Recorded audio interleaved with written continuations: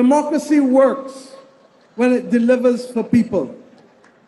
And I come from a country that has known what it is to be a pawn of others for the majority of our modern existence. I come from a party that was established 88 years ago to help stop poor people from being poor and to fight injustice and to create opportunities for our people. And I don't say so for the sake of saying so, because today our people have access to free tertiary education, free primary, free secondary education. Today the people of my country have access to free health care, and while we battle with the quality of health care because of the increasing costs globally and particularly in the Western Hemisphere, we remain resolute about being able to give them the best health care possible that we can give them. I come from a country where public transport and where Social Security works for ordinary people. I come from a country that introduced a minimum wage in the middle of COVID, when others said that the economy would collapse. And we said, let us try. And we tried and we introduced it, and the minimum wage has been increased twice in the last 6 years.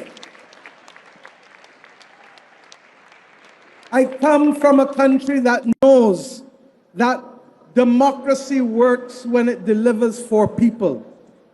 But part of the difficulty that we have is that the majority of persons globally who have been given the opportunity to come out of poverty do not look back and see those who they left. And whether that is those who have come out of poverty in rich countries, or those who have come out of poverty in middle-income countries, or those who have come out of poverty in poor countries, the conscience that we require of human beings is not working in the way that it should.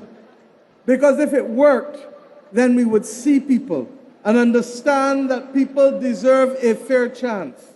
And we would recognize that health care is a basic right, not a luxury. And we would get it. That affordable wages, livable wages, must be the target for all of us. We have a world that is at war. A world that is at war in Europe, a world that is at war in Africa, a world that is at war in the Middle East, a world that is at war with inequality, a world that is at war with the planet. And the one people who can change it on earth is human beings. But we have to choose to do better. And I believe that it is possible for us to do so. You may ask, if democracy is working for us in our small state, why am I here? I am here because the international community has not made it possible for small states to be able to breathe properly, for small states to participate in a global community, in an international rules-based order that is essential for us to survive.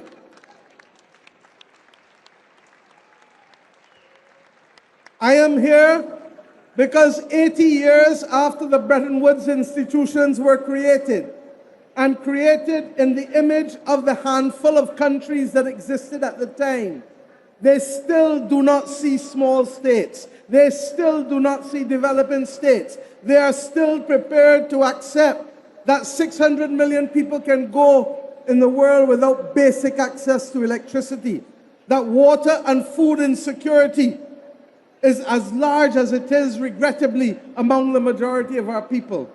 And the best kept secret is that the majority of poor people do not live in poor countries globally. The majority of poor people live in middle income and upper middle income countries globally. And this brings us back to the reality of choice. We have choice about how we spend our money. We have choice about what matters to us. And we have choice ultimately about what battles we fight and what wars we start and what wars we end. And we will only be able to achieve that if ordinary people hold ordinary leaders to account, and if leaders remember how they got there rather than forgetting the ladder upon which they climbed to be able to exercise power.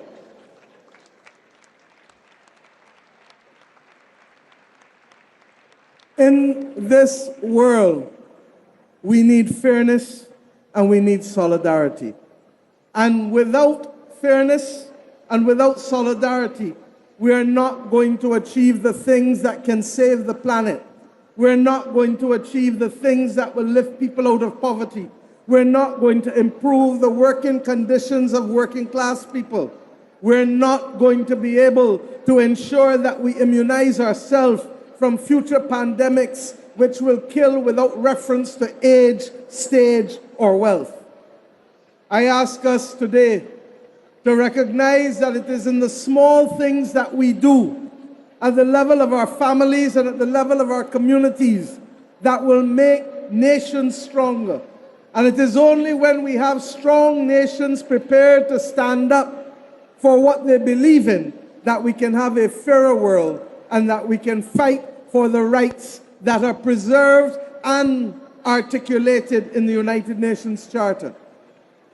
But if ordinary people allow the not so good to pass, and if ordinary people turn a blind eye to the bad, and if ordinary people become blind to what is evidently in front of them, then people get accustomed to believing that they can get away with it and that impunity will always be the order of the day for them. We can only turn the wheel by holding each other to account. And I ask, therefore, Pedro, I ask, therefore, my brother and my sisters, that we get the message across. And principles will only mean something when it is inconvenient to stand by them. To that end, it means that we have to confront the reality of our past as well, and to recognize that until we repair the past of the Americas, until we address the issue of reparations as well, we are not going to be able to have an honest conversation with each other, even as progressives.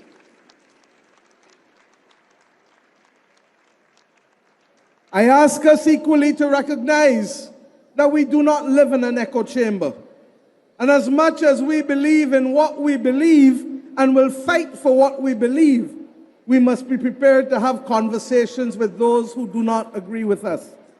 And it is in having those conversations that we begin to frame out what I have called for global, moral, strategic leadership. Because two wrongs do not make right.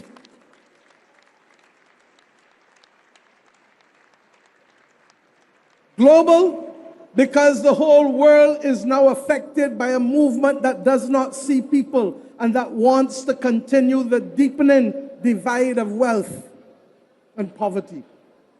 Moral, because we have to do the right thing for the right reasons, and too many people are using others to gain what they want in terms of imperial ambitions for land, for property, for wealth, for power. But they use people to get that. And strategic, because we cannot boil the ocean. We have to pick which issues we can win. And I say to you that making the international system fairer so that it can work for us, so that we can save both people and planet, because we are human beings that can walk and chew. We are human beings that know how to do multiple things, and it is not impossible to save the planet while creating opportunities for poor people to stop being poor. It is possible.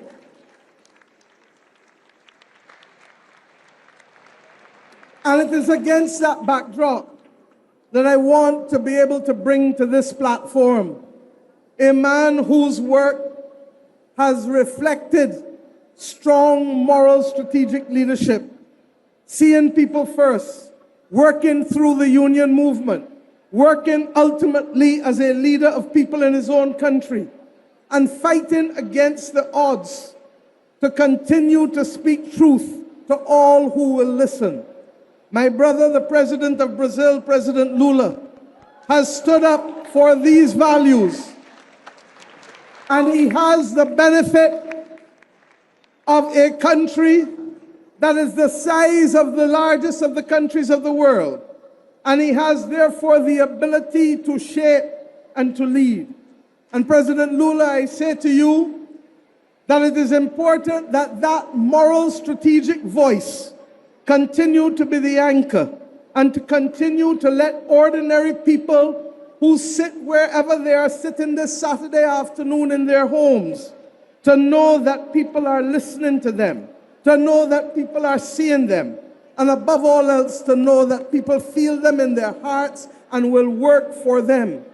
We do not expect to attain all in our lifetime, but we do not have the luxury to step back away from the gains that we have made, and there can be no complacency, especially today, with people who are fighting to reverse and to maintain a status quo. And I say therefore to you, President Lula, we hand the stage to you, recognizing that your voice and your capacity to anchor a progressive movement that is not about isms and schisms, but is about people. It's about people. It's about people. I ask you to come to the stage and address us all. Thank you, and God bless you, and thank you, Brother Pedro.